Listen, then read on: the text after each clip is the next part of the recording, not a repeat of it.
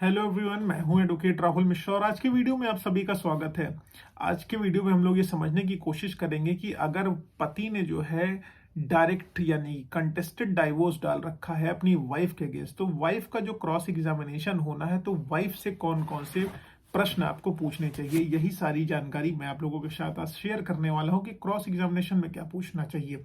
देखिए दोस्तों, cross examination एक आर्ट होती है जिसमें आप हारा हुआ केस भी जीत जाते हैं, हारा हुआ केस भी आप निकाल ले जाते हैं अपनी टेक्निक के थ्रू। ठीक है, क्योंकि सामने वाली पार्टी ने अगर फर्जी केसेस लिखे होते हैं, फर्जी केसेस गढ़े होते हैं, फर्जी घटनाक्रम बनाया होता है, तो उसमें जो है उस पार्टी को जो है आप क्रॉस एग्जामिनेशन के थ्रू उसका झूठ बेनकाब कर सकते हैं और उसको ग्राउंड पर ला सकते हैं। वीडियो स्टार्ट करूं उससे पहले मेरी आप लोगों से रिक्वेस्ट है कि अगर आप लोग चैनल पर नए हैं या पहली बार आ रहे हैं, अभी तक आप लोगों ने सब्सक्राइब नहीं किया तो प्लीज सब्सक्राइब करिएगा। साथ ही साथ अगर आप मुझसे पर्सनली बात करना चाहते हैं, किसी भी मुद्दे पर मेरा लीगल ओपिनियन चाहते हैं, तो अपनी अपॉइंटमेंट शेड्यूल कराकर आप मुझसे बात कर सकते हैं। देखिए, जो पहला क्वेश्चन पूछना है, पहला, हाँ मैं बता दूं, नंबर आपको डिस्क्रिप्शन में मिल जाएगा, बिना अपॉइंटमेंट लेकिन कॉल ना करिएगा। उम्मीद है आपको समझ में आ गया होगा। चलिए हम लोग वीडियो स्टार्ट करते हैं। देखिए देखिए जो आपको जो पहला क्वेश्चन पूछना है, आपकी शादी कब हुई थी। शादी कब हुई थी तो उसमें वाइफ से एक डेट पूछना है, अप्रोप्रिएट डेट बताएं, क्योंकि ये नॉर्मल क्वेश्चन है, इसमें कुछ भी कॉन्ट्रोडिक्शन आप निकाल नहीं पाएंगे। दूसरा क्वेश्चन आपको पूछना है कि आप कितना समय अपने ससुराल में रही थी। ठीक है, मान लीजिए वाइफ ने तरह तरह के केसेस कर रखे हैं हस्बैंड के ऊपर, और जो है वो कहती है कि मैं जो है हफ्ते रही, 15 दिन रही, या 3 दिन रही, 4 दिन रही। सिचुएशन कभी कभी ऐसी भी होती है कि 2 दिन रहने के बाद भी वाइफ जो है 50 केस लिखा देती है हस्बैंड के ऊपर। तो यहाँ पर आपको जो है उनसे पूछना है आप ससुराल में कितने समय तक रही, उनसे एक डेट फिक्स कराइए कितने टाइम पीरियड तक रही। और जो है अगर मान लीजिए वो 1 महीने तक रहे तो उनसे पूछना है कि भाई 1 महीने आप 1 हफ्ते आप रह रही, तो 1 हफ्ते, साल भर लोगों को किसी दूसरे परिवार में जाने में एडजस्ट होने में लग जाता है, जाते ही आपको टॉर्चर कर दिया।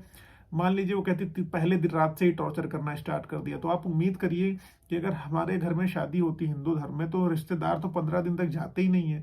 बहुत सारी सेरेमनीज होती है हमारे यहाँ, पहली रात से इनको टॉर्चर करना कैसे स्टार्ट कर दिया। यहाँ पर थोड़ा सा आप उनको प्रेशर डाल के पूछिए कैसे पॉसिबल है, ये कैसे संभव है।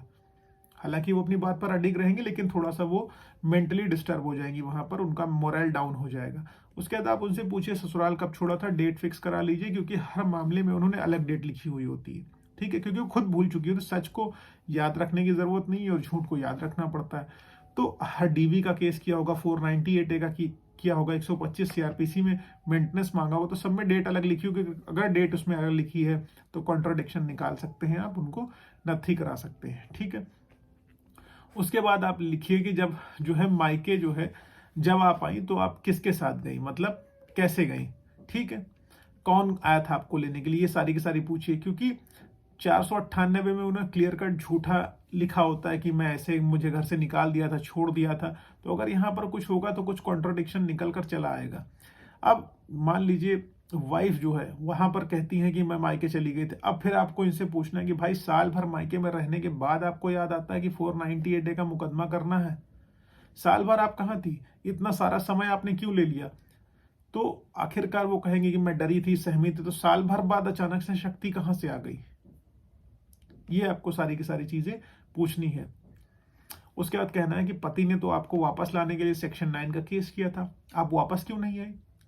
अगर आपको घर बसाना ही था, आप घर में रहना चाहती थी, तो आप वापस क्यों नहीं आई जब उसने सेक्शन 9 का केस किया। तो यहाँ पर भी वो थोड़ा सा चकमका जाएंगी और वो डिस्टर्ब हो जाएंगी। उसके बाद आपको पूछना है आपने अपने सास ससुर के साथ नहीं रहना चाहती थी, इसीलिए आप मायके चली गई थी। यहाँ पर आपको जोरदार के कहना है, इस पर वो आपकी वाइफ जो होंगी गुस्सा करेंगी। गुस्सा दिलाना क्रॉस एग्जामिनेशन में बहुत जरूरी है, उसी गुस्से की वजह से वो ऊट पटांग उत्तर देंगी और सही उत्तर वहां पर निकल कर चला आएगा। उसका उत्तर होगा कि जैसे हम सास ससुर के साथ इसलिए नहीं रहना चाहते क्योंकि वो लोग मारपीट करते थे। और जब मारपीट करते थे तो आपको इमीडिएटली 112 बुलाना चाहिए था, पुलिस को सूचना देनी चाहिए थी, एफआईआर लिखानी चाहिए थी। ये यहाँ पर फिर इस चीज को नोट करा दीजिए कि इमीडिएटली इन्होंने जो है सारी की सारी चीजें मुझे बताई नहीं। उसके बाद आप लिख लीजिए कि जब इतने समय में मायके में रह रही थी तो क्या आप कभी हस्बैंड से मिली थी। उसका आंसर होगा नो, क्योंकि हस्बैंड मुझसे मिलने नहीं आएगी, वो ये बोलेंगी। अब मान लीजिए बच्चा होता है, बच्चे होने की दशा में आपको पूछना है कि क्या आपने अपने हस्बैंड को बच्चों से मिलने दिया। वाइफ कहेगी बच्चे से ये इन्होंने मिलने नहीं आए, तो आपको कहना है कि नहीं, आपने अपने पति के साथ क्रूरता की हुई है, उसको उस बच्चों से मिलने नहीं दिया। अफेक्शन केयर जो फादर को देनी चाहिए अपने बच्चों को, आपने उसको देने नहीं दी। ठीक है, ये सारी की सारी चीजें आपको उसमें कहनी है। और उसमें उसके बाद अगली क्वेश्चन जो उनसे पूछना है कि आपने अपनी तरफ से अपने पति के ऊपर कौन कौन से केस किए हैं। जनरली वो बताएंगे कि ये केस किए, नहीं किए हैं तो बड़ा अच्छा, नहीं बताती हैं तो बड़ा अच्छा है आपके लिए, फिर वहां पर उनका आप झूठ बेनकाब कर ले जाएंगे।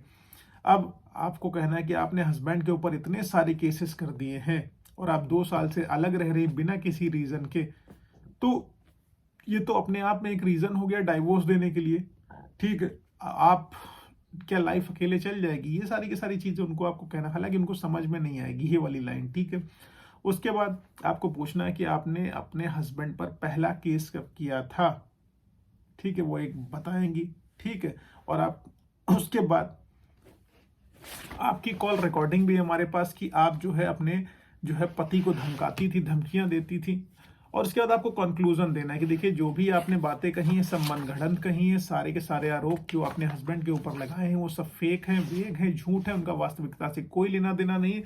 आपने सिर्फ हैरेस करने के लिए, पैसे वसूलने के लिए, धन उगाही करने के लिए अपने परिवार वालों की मनगढ़ंत कहानियों को आगे बढ़ाया और अपने हस्बैंड को हैरेस किया। यहाँ पर आपको कंक्लूड कर देना है। उम्मीद है आपको ये जानकारी समझ में आई। समझ में आई तो सुपर थैंक्स का बटन दबाना मत भूलिए, थोड़ा सा मोटिवेशन मिलेगा।